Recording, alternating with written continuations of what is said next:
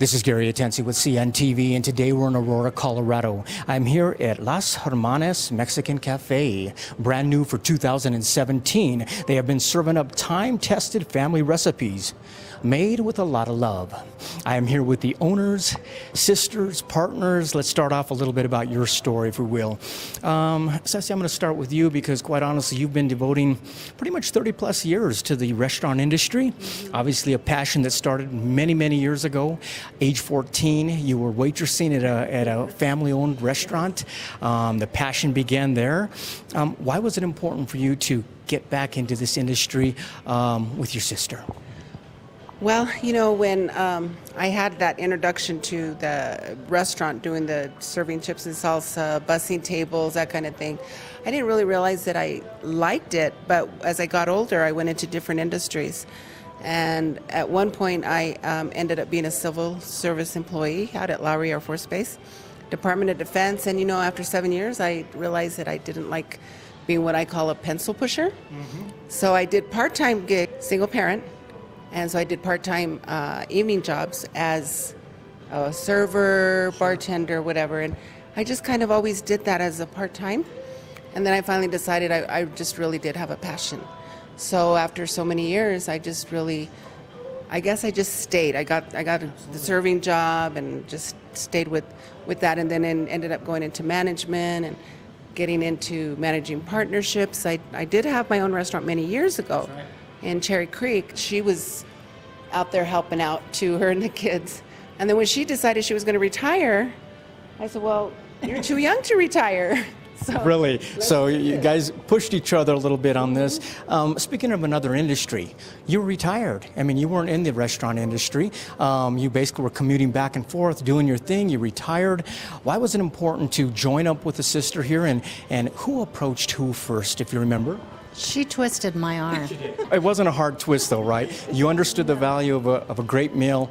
Let me tell you this. We live in the state of Colorado. Obviously, Colorado, we're pretty much known for some Mexican food. Yet us that know authentic Mexican food, we can be a little picky. We understand that it's not just a great recipe, but there's a lot of love made in there. Just like our grandma would make great food, why was it important that you guys put your heart and soul into this endeavor? You know, I love being in the kitchen, and I've always said, being in the restaurant industry and being a manager, you know, there's always a high turnover with employees. And I've also always said that cooks especially are hard. A good cook is really hard to find, because I always say that the taste of the food, the flavor of the food really comes out when the individual that's behind that stove has a passion for it. And you can tell the difference when they're just there to collect a paycheck. Well, me, I also did burritos out of my own home, breakfast burritos, any kind of burritos, and I'd get orders from my sisters. And I loved what I was doing, even though I had to get up at 4 o'clock in the morning and make an order of 30 or 40 and then go deliver. And I just wanted to share my recipes because I love to create. I just wanted to and I think I said that at one time when I had the other restaurant. She says, be careful what you wish for. And yeah, I just wanted to give a piece of me to anybody that will have it. I mean, these, quite honestly, a lot of the menu here, I look at some of those pieces there, these are probably some dishes you guys even grew up with your own mother, your own family. You've probably perfected many of those along the way as you've come. Speaking of waking up 4:30 in the morning, why is it important that a lot of these recipes start from scratch and have the freshest ingredients? The freshest ingredients are going to give you the best product. Absolutely, yes. You can't have a good product if you're going to start out with a can or something that isn't fresh fruit off the vine, your tomatoes, your onions. You know, your base product has to be fresh if you're going to put out the finished product. There's no way you can come out with anything else. Mm-hmm. So you're talking, it starts out with love, definitely intention of putting a great meal out there, but the fresh ingredients are important. This is a place that's going to start, you guys start out pretty early. I mean, this is a place you can come in and get a breakfast burrito. Tell me about the grand breakfast burrito. How can I customize that to my liking? Well, we start with just the basic eggs and potatoes, and that's going to be your hash browns, actually. And then you have options like of course, a very good bacon. To me, it's standby for the Mexican culture, and that's the chorizo. And then you can go with the sausage or the ham if you're a little bit just on the non-spicy side. And then we also have our special steak that we use in a lot of the different dishes. It has really become actually quite popular. Let's talk about the steak a little bit. Steak a la Mexicana. Tell me about that. What is that plate? It comes in chicken or steak, correct? Yes, so it's thin strips. The steak is thin strips of a very tender ball tip, and it's marinated. We marinate that before we cook it. We just throw some onions, tomatoes, and jalapenos, cook it on the grill, get it just cooked just right, so it's very tender.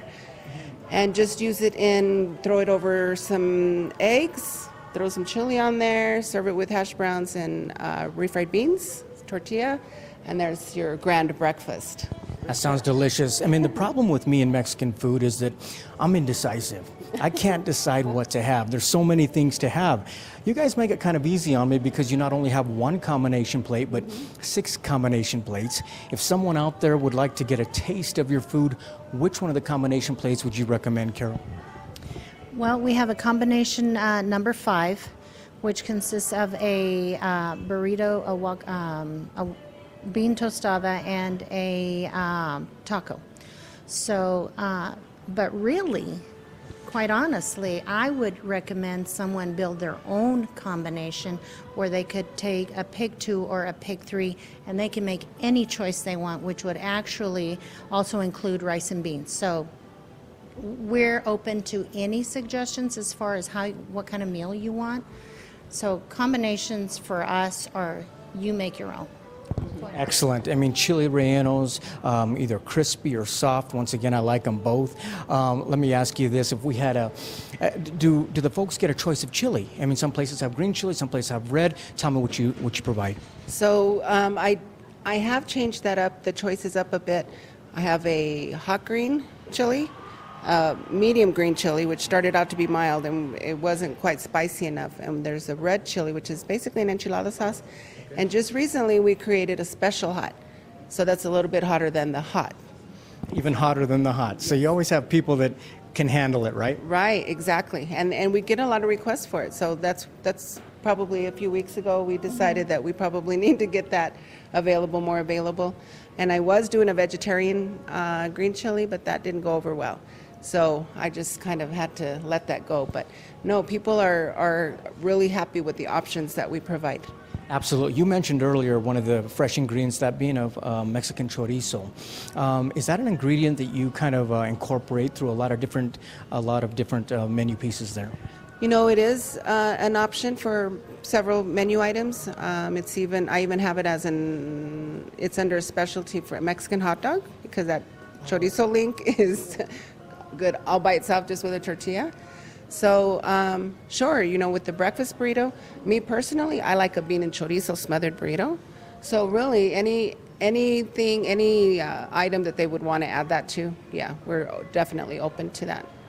Fried tacos, chimichangas, carne asada plate. It probably takes a person about 3 or 4 times to come in here before they finally kind of get their groove and figure out what they like. Has there been a favorite so far? I mean, you've just started here in 2017, but is there one that people are kind of gravitating to? Yes, they are. The fried tacos are really a number 1 hit right now. Yes, I would highly recommend either the chicken or the steak a la Mexicana fried tacos. They just have a flavor of their own, and the mixture that, especially my favorite are the chicken, because of the chili blend that we use. It's a little bit of a secret. I'm not going to let too much out, but it is absolutely my favorite, and they are one of the favorites as far as our dishes. One of the things I see here, obviously a lot of different flavors, tastes to pretty much take care of anyone. What about actually getting filled up? Are these combination plates that can fill up people? I mean, I looked at your nachos Hermanos Supremo. That looks like a meal within itself, be honest. It really is. It is. And I have to be honest with you, probably 99% of our people go home with a box. They ask for a box because this is so much food. I should have ordered less, and I didn't know what my eyes are bigger than my stomach. So absolutely, you're going to go home satisfied. Whether you clean your plate or you don't clean your plate, you'll be satisfied. That is fantastic. Breakfast burritos, regular burritos, green chili in different levels of heat there, which is great. I love that because I'm a real hot guy. I like it really hot. We've even got queso for the chips. Great appetizers. Is there an appetizer that you would put out there and recommend to folks? Queso fundido. That's the number one, actually, appetizer. So that's a blend of nacho cheese and, again, the chorizo, grill that together with jalapeno, onion, and tomato. Throw that in, mix it up, and serve it with some chips, and it's just a big hit, and it's addicting. And a little bit of grandma's magic, obviously, when people connect and actually enjoy the plate in front of them. I agree. Viewers, take a look at the bottom of the screen right there. What you're going to see is their website. On the website, first of all, take a look at the About page. You're going to learn a little bit about the story that really began over 30 years ago. Basically, a young teenager who was waiting tables, realized the passion of food was something she enjoyed. She ventured off, checked out a few more industries, but everything brought her right back here to family. Basically, that is Las Hermanas. For the folks that don't know out there, tell them what Hermanas means. Sisters. Sisters, and that's perfect name for the place as well. This really was a passion for you, something you're bringing here for 2017. This really is a vision of handing on a legacy. Handing on a legacy to your kids, handing on a legacy from not only yourselves, but your mother and her mother, recipes all the way down. Has it been rewarding so far to you? It has. It really has, because I'm still on cloud nine. Every time I walk through that door and unlock it in the morning, I'm thinking, this is really ours. So it's been rewarding in that what I say is the universe has responded to what my vision has been and the desire to really share what I'm good at. I discovered I'm good at cooking and creating and developing recipes that actually people most of the time like, that really, it's very satisfying for me, and it really humbles me. So there's no doubt it's been rewarding for me. Fantastic. You mentioned earlier that she kind of twisted your arm a little bit to get you going. I find that hard to believe. Has it been enjoyable for you now that you've seen everything come to light? Obviously, when you walk into a place, it looks so different than this, and you've really made it your home. Do the folks that fill up the chairs here, do they become your family? The folks here, and I have to repeat this numerous times, and to everyone that I meet who comes in the door, I have made more friends here in this location since we've opened our doors than I've had, and I feel like in a whole lifetime doing what I was doing before. The work that I was doing before was over the phone, so I didn't get that face-to-face contact. I didn't get to make friends like that. So now it's face-to-face. I have new friends every day, and we have regulars who come in weekly, or sometimes even more than once a week. But this has been wonderful for me. My heart is full. The term "made with a lot of love." I like how it sounds in Spanish, so go ahead and leave me with how that sounds in Spanish. Hecho con mucho amor. We're in Aurora, Colorado. That is Las Hermanas right here for 2017. Come down, check them out. Ample parking outside. You're going to get some great, authentic Mexican food by the two sisters here. This is Gary Atencio with CNTV. And if you don't know, now you know.